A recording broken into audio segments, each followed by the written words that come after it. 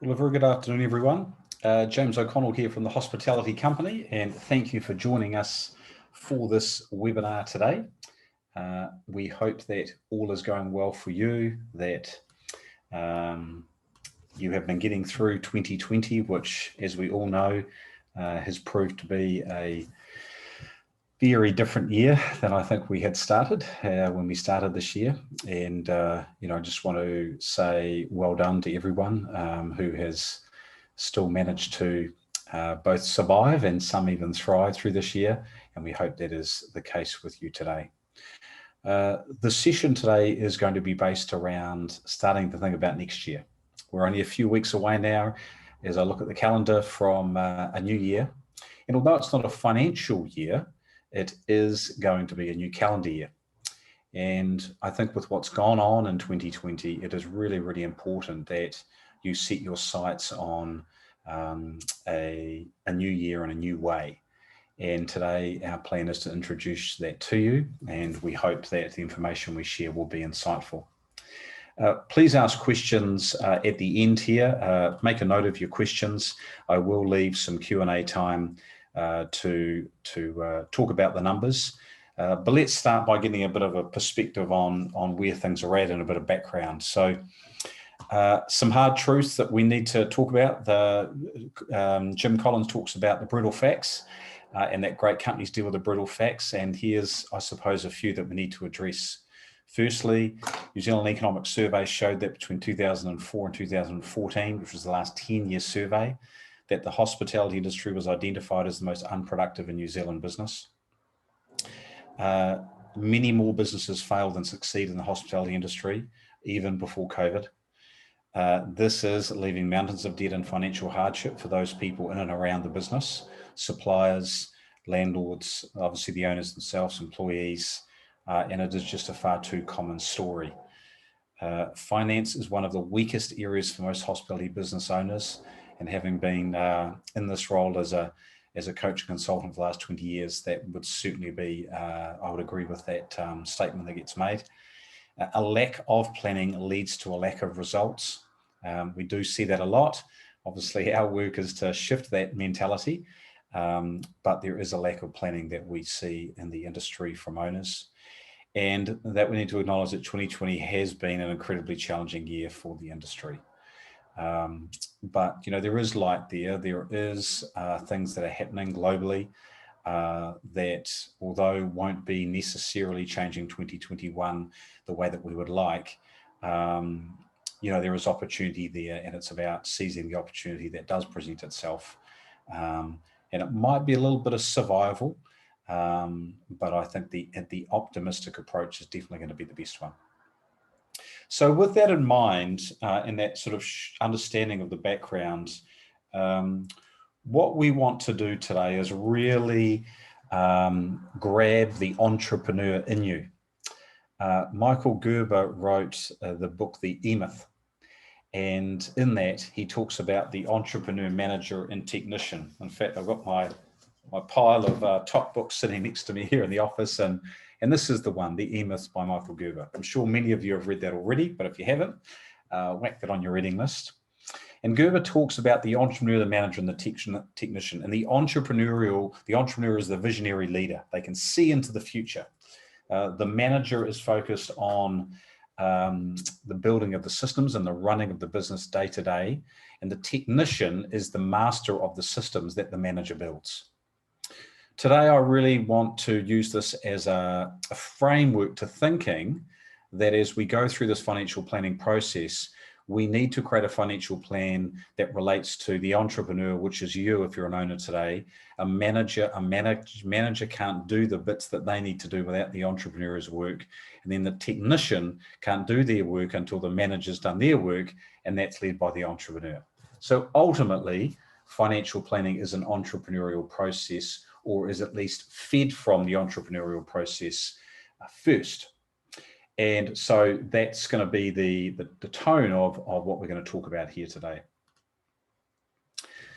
So our first comment is this, that financial planning is upside down. And what we mean by that financial planning is upside down is that when we talk, and when I had talked over the years to most hospitality business owners and asked them questions in the early phases, the first few weeks of working with them, and said, so can you tell me about the financials? And I tend to ask that sort of broad question like that to see where they might go, give them enough space to see where that answer might be. And 9 times out of 10, people start talking to me about their turnover, their lack of it, the fact they've grown their turnover, and it very much becomes a conversation about turnover. And that is top line, that is from the top first.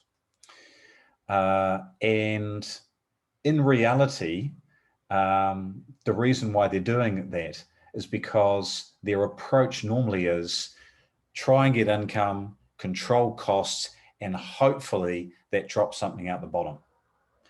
And our approach, and the approach we'd encourage you to have, is the absolute opposite. Flip that hourglass on its head and do what we call bottom-up financial planning, starting from the position that is your net operating profit, and then building your management numbers and your turnover based on hitting a net operating profit figure that you are focused on first.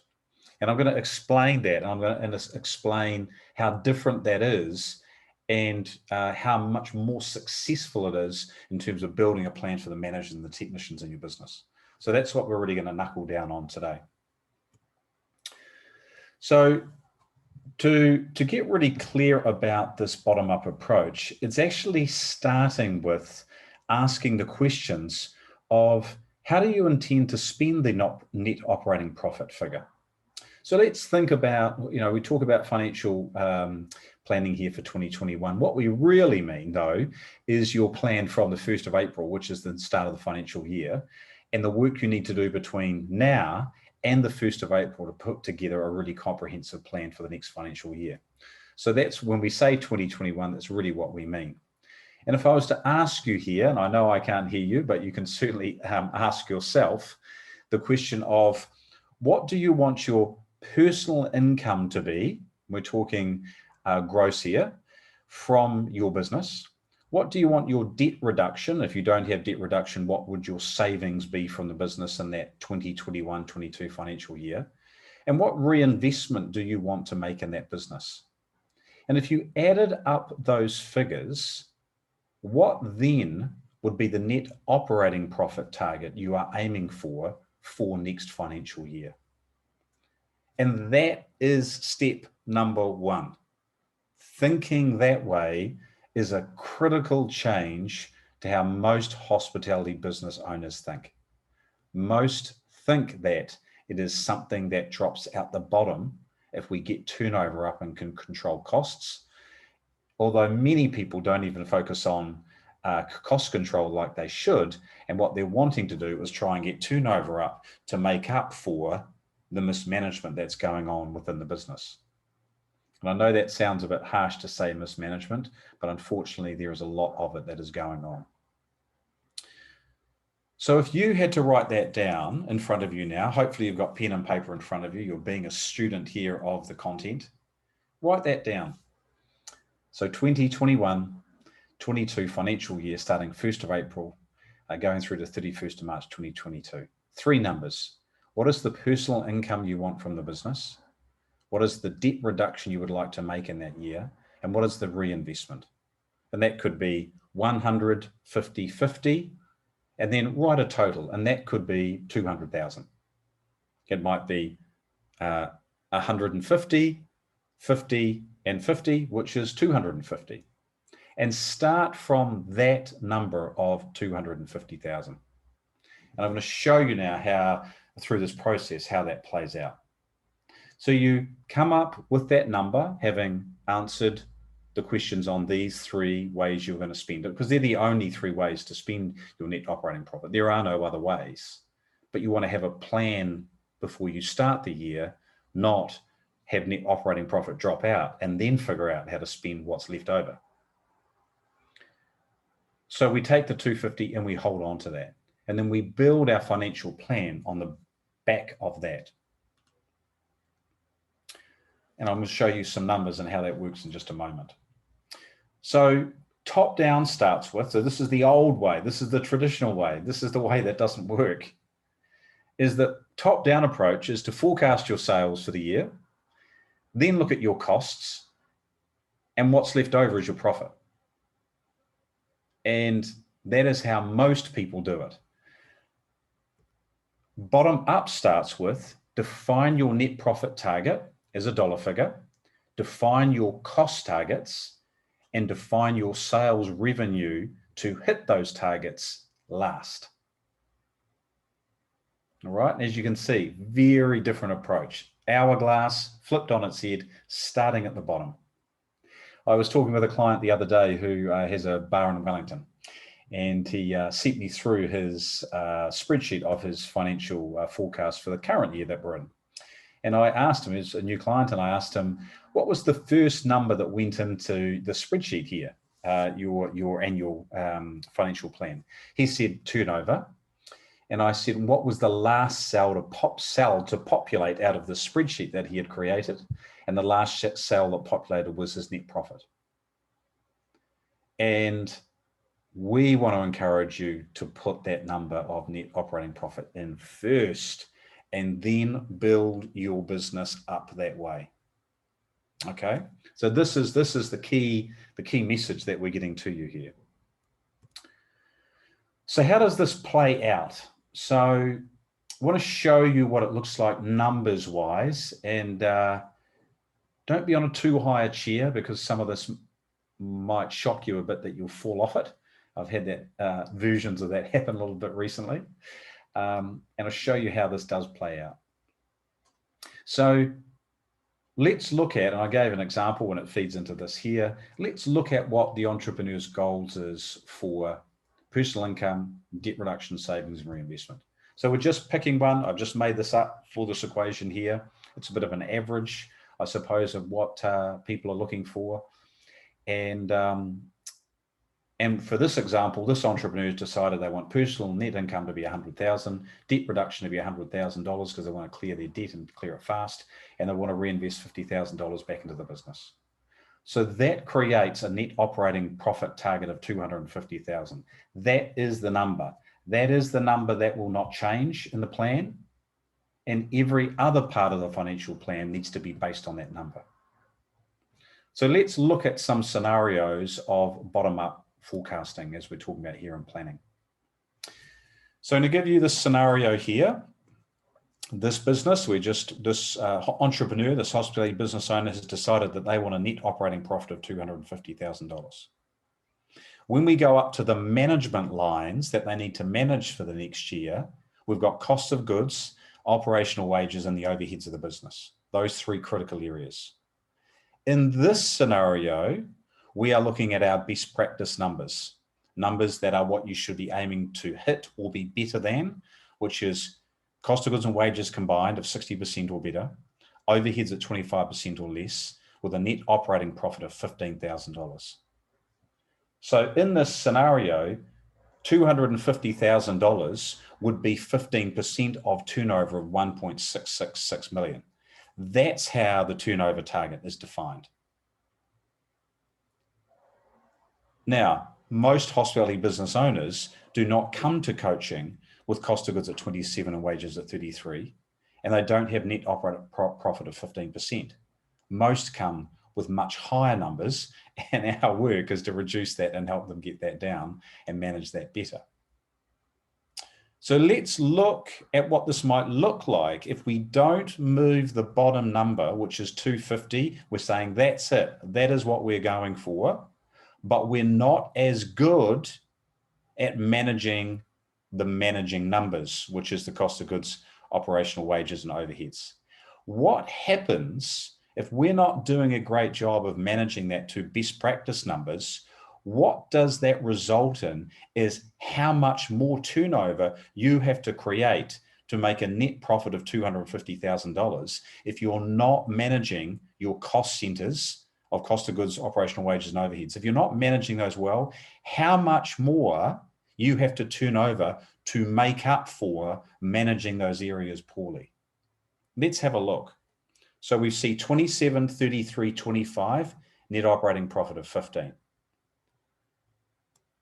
Now look at scenario or example 2. In this scenario, we have got the 250,000. There's a commitment to that. It's not moving. But in this scenario, costs of goods are much higher. Operational wages are higher. Overheads have stayed the same. So we've now gone from that 60% cost of goods and wages combined to now 68%. And we've had an 8% increase in those two, which has seen a decrease of net profit percentage down to 7. And we're not moving the 250, remember, that's staying on here. The result of cost of goods and wages combined going up by 8% annually means that this same business that we saw before now has to generate $3.5 million in sales to produce the same net profit of $250,000 as example number 1. How much harder is that? And so when people come into our community to get help, they often want to talk about sales and revenue and marketing to get more people. Yet we focus on their cost control, knowing that that is where the bulk of their improvements and profits will come in their first year of working with us. Because look how much harder that is to have to get turnover up by, over $1.5 million or nearly, close to $2 million. That's just not going to happen in a year. But reducing cost of goods and wages by 7, absolutely that can happen in a year, with cost of goods being the one that most people can improve on. On average, when we work with our clients, we have a reduction over a year, a reduction in cost of goods by around 7%. So again, if you drop that by 7% cost of goods, that is a massive drop in turnover you now have to get to hit that number of 250,000, which is the number that you're not changing. And then we go from 35 cost of goods and 7% net profit to 250,000 being 14% and cost of goods being 28. So a massive difference there you can see when the middle management numbers are not being run well. And then just to totally knock you off your seat, if you feel like that today, let's look at if those numbers are even worse. We're now going to commit the $250,000, but in scenario example 3 I'm about to show you, the business is really poorly managed. And in this case, we've got costs of goods at 35, we've got wages at 38, overheads set at 25, and a net operating profit on 250 of only 2%. And the turnover to hit that $250,000 on cost of goods and wages is $12.5 million. That is ridiculous. So this is what happens when the management numbers are not done right. Staggering change when really, what is the business you want to own? The 250, you don't want 2% of, you want it to be, let's go back to scenario 1, 15%. But to do that, we have to get the management numbers right. Otherwise, if we don't, it's turnover and a massive increase in turnover to make up for the middle numbers to deliver the 250.